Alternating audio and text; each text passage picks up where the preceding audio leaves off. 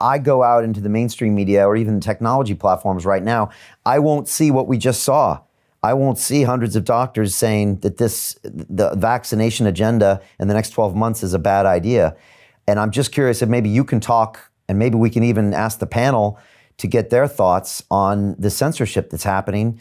Maybe you can tell me why you think it's happening and why it's almost complete across the board. You know, when I started even mentioning the word vaccination, I got shut down more than when I started questioning the classification of COVID-19 deaths, than when I started talking about potential technology like 5G exacerbating the immune system. It's the vaccination that was completely shut down. So maybe you can speak on censorship, and maybe the doctors can give us their thoughts. I think that censorship is always something that an authoritarian dictatorship type government would want to when they want to prevent the dissemination of information.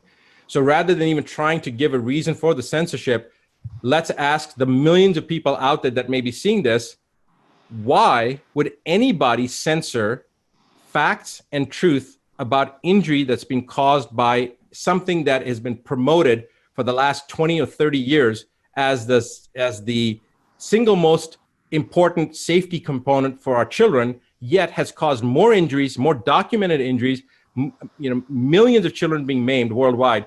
Why would you want to stop the conversation? That's the first question. And I'll give you a couple of reasons, but I think that's the first question that we have to ask. So I didn't realize this, and I think I know quite a bit about vaccinations, but I didn't realize this till I saw a presentation from my friend, Bobby Kennedy, who you had on recently, and actually Dell and a couple of other people have also talked about this, that in the 1980s, the vaccine industry came to Congress and said, we need help. We need to be bailed out, just like the real estate, the savings and loan crisis and the automotive crisis. The vaccine industry came in the 1980s and asked for a bailout. And the reason they needed a bailout was because of the number of people that were being injured by vaccines. And President Reagan at the time said this is not a good idea, but Congress went ahead and bailed them out. And the reason that they gave was, we have so many lawsuits, we cannot make vaccines, we cannot afford to be in business. So the government bailed them out, and the government then took over the oversight with a mandate that every 2 years they would do safety studies on different vaccines. Up to this point, 2020, now we're talking about 40, 50 years later, because this was like in the 70s and the 80s, let's just say in the last 40 years, guess how many safety studies have been done by the US government to assess the efficacy and safety of vaccines? I'll save you some time. 0. So the mandate that the government took over to do oversight has been totally ignored. Now, and it's not that they did it on purpose. I think they just, like the government, they dropped the ball. Now, how would you like to have a business where you can have no liability, and it doesn't matter how many people that you hurt, but there's no liability? Because now, let's say that I filed a lawsuit against a vaccine manufacturer. Guess who the defendant is on that lawsuit when it's filed with the government? The defendant is not that vaccine manufacturer. It's the HHS. It's the Health and Human Services. It's the US government that you're suing because of a vaccine injury. And guess who's defending the US government? The Department of Justice.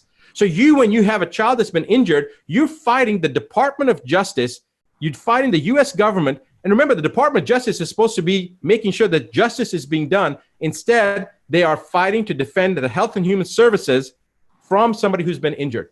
Now, does that make any sense whatsoever?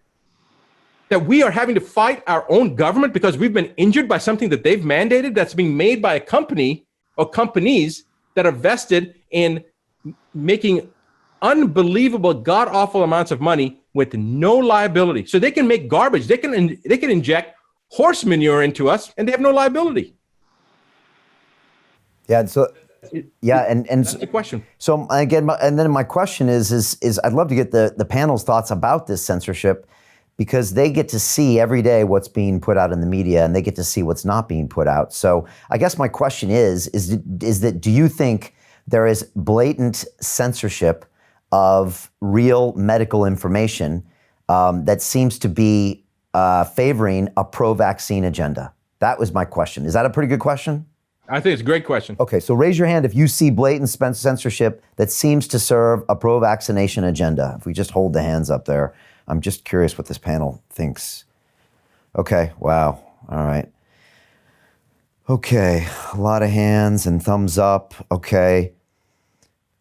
What do you see here, Buttar? Dr. Buttar. I see two people on the first page that don't have their hands up, but one of them is talking to somebody. So, Okay. Dr. Tucker, can you vote? Okay, Dr. Tucker says only one hand that's not up. Okay.